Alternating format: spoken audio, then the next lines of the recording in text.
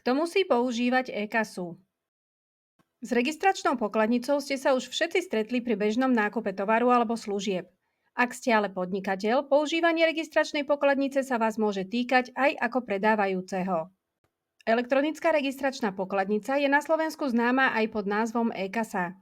Každá registračná pokladnica je napojená na finančnú správu a údaje z nej sa elektronicky posielajú priamo tam. To preto, aby sa čo najviac zabránilo podvodom. Kto je povinný ju mať?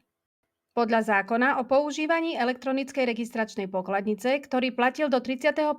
decembra 2025, museli mať e-kasu podnikatelia, ktorí prijímali tržbu za predaj tovaru a niektorých služieb uvedených v prílohe tohto zákona.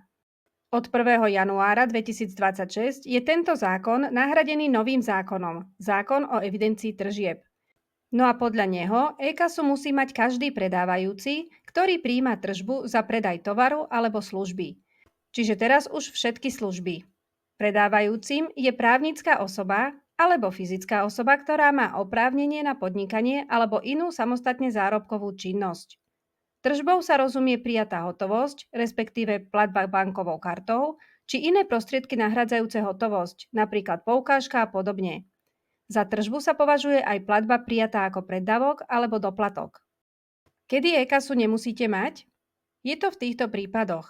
Ak predávate ceniny, diaľničné známky, cestovné lístky verejnej osobnej dopravy, telefónne karty, dennú alebo periodickú tlač, doplnkový tovar alebo služby súvisiace s poskytovaním poštových služieb alebo leteckej dopravy, ani aj keď predávate tovar alebo poskytujete služby vo vysokohorských zariadeniach, kde nemáte pripojenie na siete.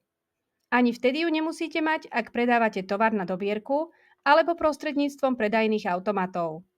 Takisto e-kasu nemusia mať ťažko zdravotne postihnuté osoby. To ale neplatí, ak za ne prijíma tržbu iná fyzická osoba, ktorá ťažko zdravotne postihnutá nie je. Predávajúci je povinný e-kasu používať na všetkých predajných miestach. Zároveň tu nesmie mať e-kasu, ktorá nespĺňa požiadavky podľa tohto zákona. Na každom predajnom mieste musíte mať aj oznámenie o tom, že máte povinnosť evidovať tržbu v e-kase. Musí byť vytlačené minimálne vo veľkosti A5 a umiestnené tak, aby bolo dobre viditeľné. To znamená, aby každý kupujúci mohol jednoduchým spôsobom zistiť, že predávajúci používa pokladnicu. Umiestnite ho napríklad v blízkosti pokladnice alebo miesta, kde sa uskutočňuje platba. Ak máte prenosnú pokladnicu či terminál, oznámenie musíte umiestniť tam, kde sa očakáva interakcia s kupujúcim, napríklad na stôl, na čelnom skle auta, z ktorého sa uskutočňuje predaj a podobne. Predávajúci môže tiež predložiť kupujúcemu toto oznámenie k nahliadnutiu. Vzor tohto oznámenia si môžete stiahnuť pod týmto videom.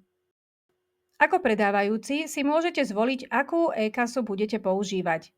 V ďalšom videu si povieme, aké druhy e-kasy existujú a aké sú ich výhody a nevýhody, aby ste sa vedeli rozhodnúť, ktorá vám, respektíve vášmu podnikaniu, bude najviac vyhovovať. Ďakujem, že ste si pozreli toto video.